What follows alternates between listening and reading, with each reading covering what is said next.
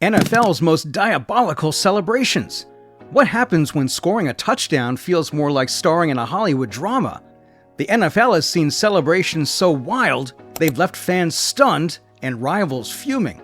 Over the last 30 years, football's flashiest stars turned end zones into stages, mocking opponents, breaking out props, and dancing on sacred logos. From Terrell Owens igniting chaos on the Cowboys star, to Marshawn Lynch literally shaking a stadium, those moments weren't just touchdowns, they were statements. With that said, let's take a look at the most diabolical celebrations in the NFL. Beast Mode Unleashed. Marshawn Lynch's Beast Quake, 2011. Ever seen a touchdown so wild it actually shook the ground? Sounds crazy, right? But that's exactly what happened back in the 2010 NFC wildcard game.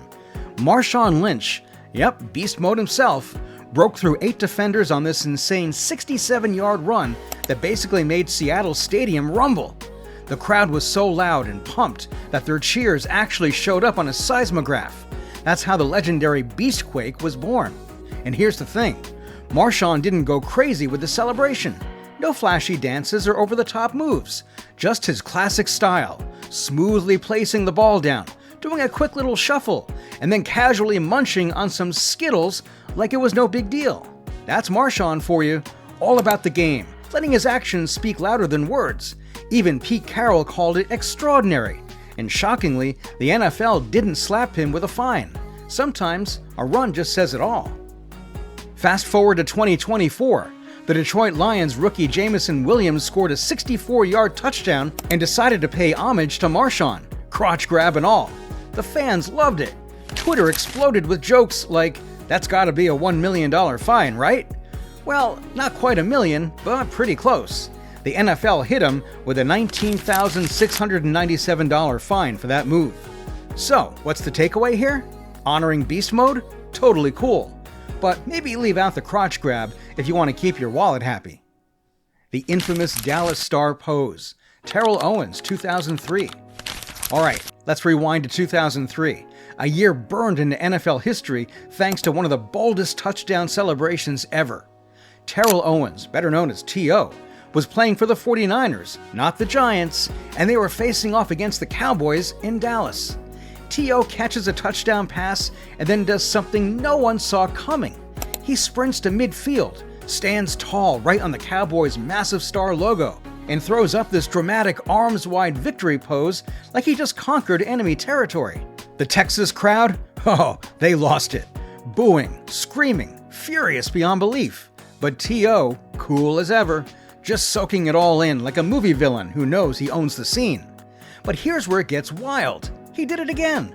After another touchdown, Owens once again ran to the middle of the field and struck the same pose on the star. That was the final straw. Cowboy safety George Teague snapped. He rushed in and leveled Owens, sparking a full-on brawl right there on the field. Chaos broke out, teammates swarming, refs trying to keep it together, fans screaming louder than ever. And through it all, T.O. stood there, smirking, arms still half raised, like the chaos was part of his plan. The moment instantly went viral. Well, 2003 viral. Think ESPN replays and barbershop debates. The NFL wasn't happy and gave Owens a stern warning. But here's the kicker, no fine.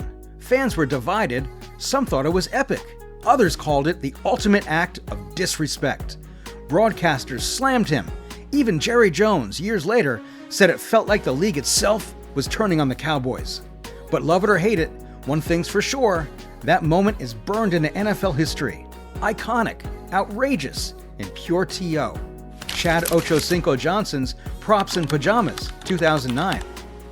Alright, let's talk about the undisputed king of touchdown celebrations, Chad Ochocinco Johnson. This man didn't just score touchdowns, he turned the end zone into a full-blown performance stage. For Chad, football wasn't just about yards and stats. His motto, I play to have fun. And boy, did he mean it. Let's rewind to 2009, when Chad pulled off one of the most unforgettable stunts. After scoring, he headed straight to the sideline, not to sit down, but to throw a mini fiesta. He threw on a sombrero and poncho, danced for the crowd for a solid 5 seconds, and gave the camera a moment they'd never forget. And then came the price tag, $30,000. Yep, for 5 seconds of fun.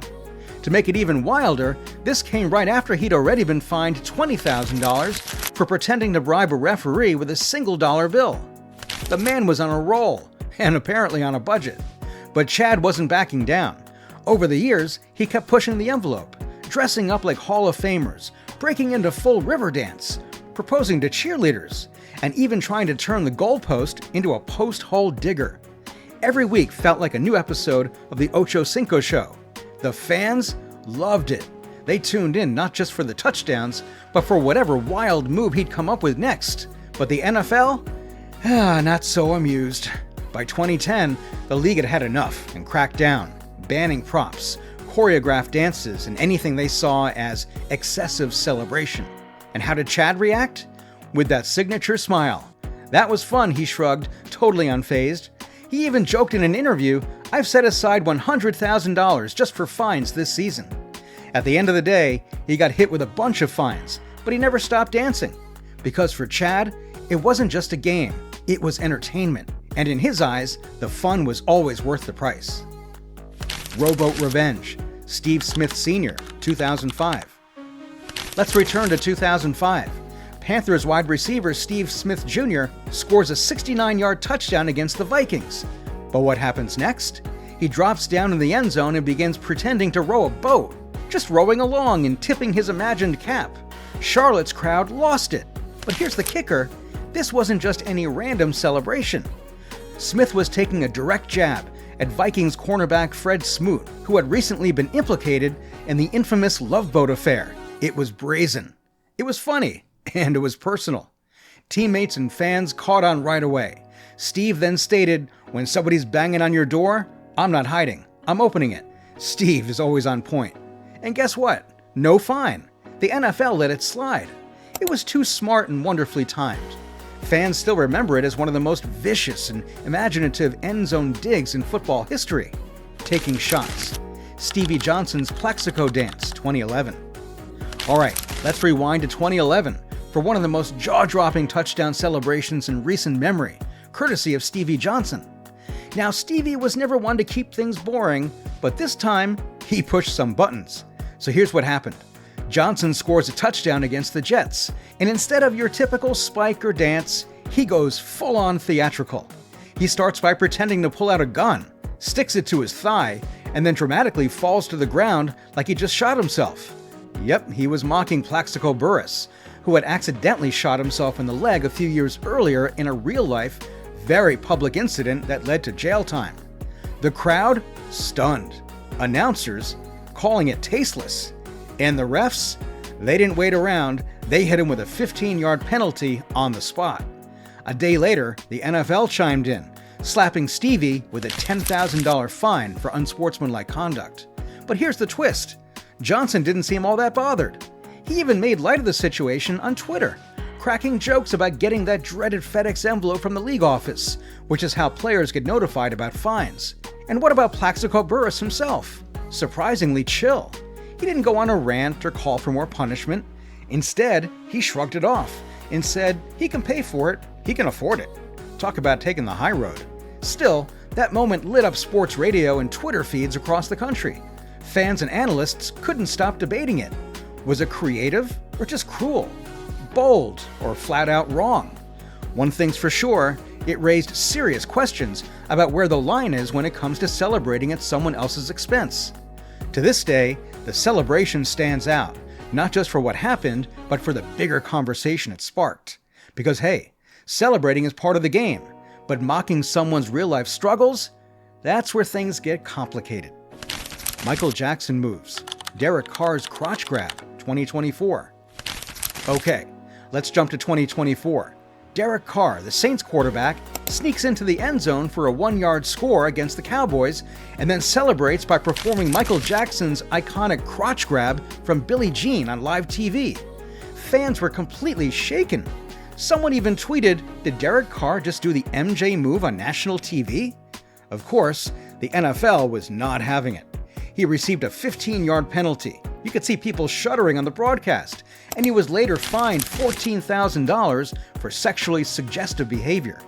Carr only grinned, but the league's message was clear. If it looks like MJ's move, it's out.